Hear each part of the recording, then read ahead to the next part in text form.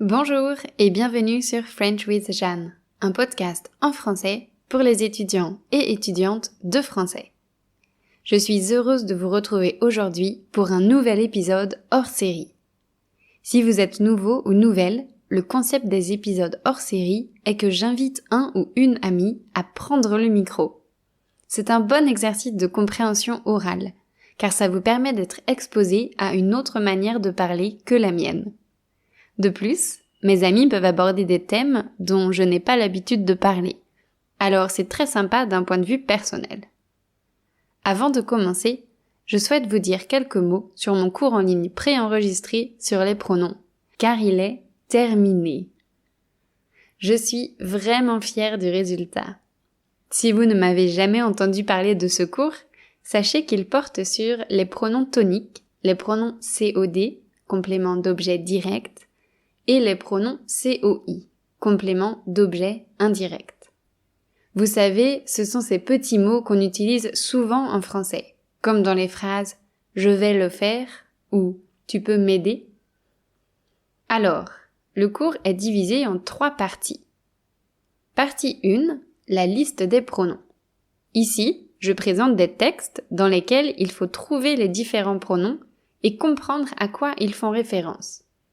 Ça permet de bien comprendre leur rôle dans les phrases. Partie 2, l'utilisation des pronoms. Là, j'ai préparé des activités et des questions d'analyse pour que vous compreniez dans quelle situation on utilise chaque type de pronom. Partie 3, la place des pronoms. Finalement, je vous montre où placer les pronoms COD et COI dans des phrases avec un ou deux verbes, avec un ou deux pronoms, qu'elles soient à l'affirmative ou à la négation. La durée totale des vidéos est d'1 heure, mais bien sûr, j'ai créé des exercices pour chaque partie. Au total, il y en a plus de 30. C'est donc un cours très complet qui s'adresse aux étudiants et étudiantes intermédiaires souhaitant découvrir les pronoms, approfondir leurs connaissances ou s'exercer sur ce thème. J'ai créé le cours sur une plateforme faite spécialement pour les cours en ligne préenregistrés. Il est donc facile à suivre et peut être suivi sur un ordinateur, une tablette et même un portable. Comme vous le savez, c'est la première fois que je crée un cours en ligne préenregistré. J'ai fait le maximum pour que tout soit parfait. Mais je sais que les premières fois ont toujours quelques défauts. Pour cette raison, la version actuelle de ce cours est la version bêta. Ça signifie que c'est la première version et qu'elle a donc des risques de comporter quelques petites erreurs. Ainsi, j'ai décidé de baisser le prix du cours. Il coûtera 25 € à la place de 35 €. J'ai aussi pris la décision de n'accepter qu'une vingtaine d'étudiants et étudiantes pour la version bêta, afin que je puisse les aider en cas de problème. Grâce à leur retour, j'améliorerai cette première version et je la remettrai en vente après. Je préfère avancer doucement, comme tout cela est nouveau pour moi. Le cours sera donc accessible à 25 € du 16 au 31 juillet. Dans la limite des places disponibles. C'est-à-dire que si 20 élèves s'inscrivent avant le 31 juillet, je fermerai l'accès au cours. Les élèves auront accès à tout le contenu dès leur achat. Ils auront jusqu'au 31 août pour compléter le cours à leur rythme. Ensuite, je commencerai à l'améliorer. Donc, rendez-vous le 16 juillet sur mon site web www.frenchwithjeanne.com pour être sûr d'avoir une place dans la version bêta.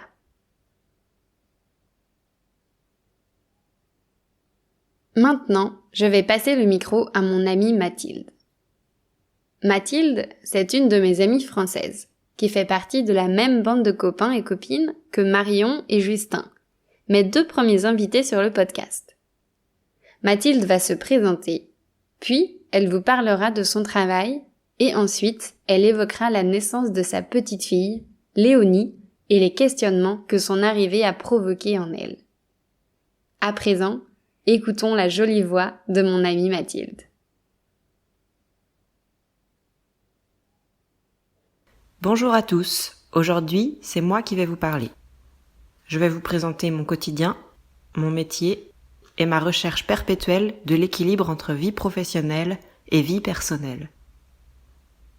Mais avant cela, laissez-moi me présenter. Je m'appelle Mathilde, j'ai 28 ans et je suis une amie de longue date de Jeanne. Je suis française, en couple avec Benjamin et nous sommes les heureux parents de Léonie, une petite fille de 17 mois.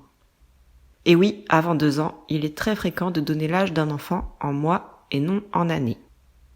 Nous avons acheté notre maison il y a 4 ans, dans un petit village de l'ouest de la France. Nous aimons la vie paisible de la campagne, aller acheter son pain à pied, aller faire les courses en poussette, se promener dans les vignes, tout en étant proche de Nantes, la première grande ville à 20 minutes de voiture.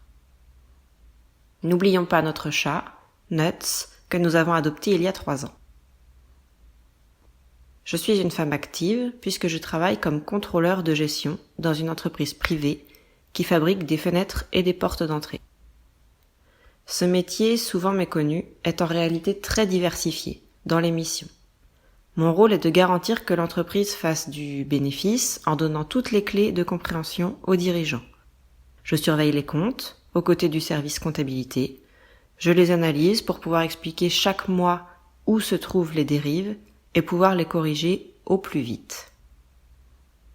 Ce métier est souvent vu comme un rouage du capitalisme, mais je ne suis pas d'accord. Je le vois comme une sécurité, s'assurer que l'entreprise fasse du bénéfice afin de survivre, afin de permettre à ses salariés de venir travailler sereinement, de leur assurer un salaire qui leur permet de faire vivre leur famille.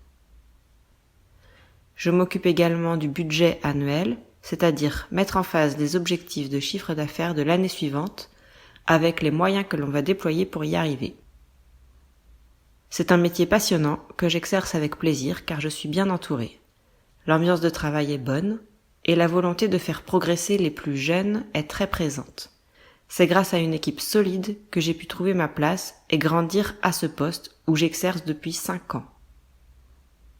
Toutefois, l'arrivée de ma fille a provoqué un raz-de-marée dans ma tête. Auparavant, mon enthousiasme débordait pour mon travail. J'avais 1000 idées pour faire progresser l'entreprise, l'envie de me donner à fond chaque jour et de me surpasser. Oui, on peut dire que j'avais envie de faire carrière. Avec l'arrivée de ce bébé, une parenthèse enchantée s'est ouverte.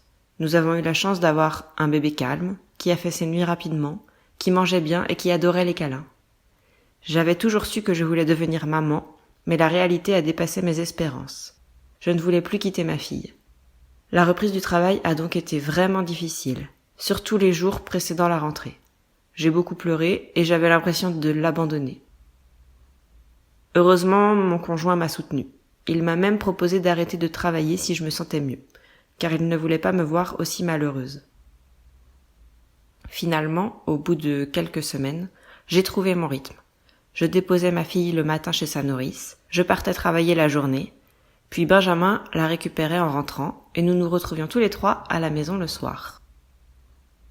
Mais c'était sans compter sur le coronavirus. Le premier confinement est arrivé en France le 17 mars 2020. Du jour au lendemain, nous nous sommes retrouvés tous les 3 à la maison, Benjamin et moi en télétravail.